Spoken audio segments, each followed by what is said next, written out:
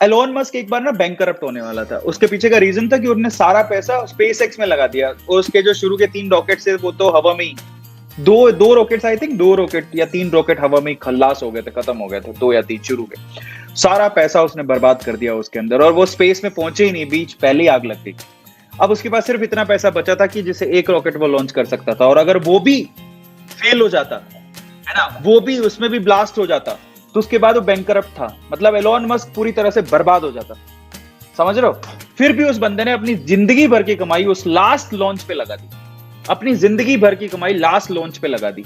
लोगों ने बहुत कहा कि पागल है, ये पागल आदमी है, लोग बिलीव नहीं करते थे। पता है, आप उसका एक इंटरव्यू देखना, मतलब इसी करके उसके साथ भी हुआ, और उससे पता है दुनिया बोलती थी चलता था उसे, लेकिन है ना जो उसको वो बहुत मानता था, एक बंदा था, मैं नाम भूल गया हूं, बट वो एलोन मस्क उसको बहुत मानता था, बहुत बहुत ज्यादा गुरु की तरह मानता था, मतलब he respect him a lot. उस बंदे ने जब कहा कि Elon Musk is a mad person, जो अपनी जिंदगी भर की पूंजी बर्बाद कर रहा है ऐसे सपने के लिए जो कभी पूरा नहीं हो सकता, वो कभी सक्सेसफुल नहीं होगा, उनकी थॉट प्रोसेस खराब है, और बहुत निंदा की एलोन मस्क की। ठीक है, अब मैं आपको बताता हूं असली बात। जब ये सारा हो गया तो उसे बड़ा दुख हुआ, पर उसने कुछ बोला नहीं। फाइनली उसका जो 3rd या 4th जिसमें उसने बहुत सारा पैसा लगा रखा था, वो सक्सेसफुल हो गया, वो पहुंच गया ऑर्बिट में। ऑर्बिट में पहुंचने के बाद भाई साहब वारे नारे हो गए, ऑर्बिट में पहुंच गया। उसके बाद नासा ने बैक किया स्पेसएक्स को, नासा ने फंड दिया, बैक किया स्पेसएक्स को।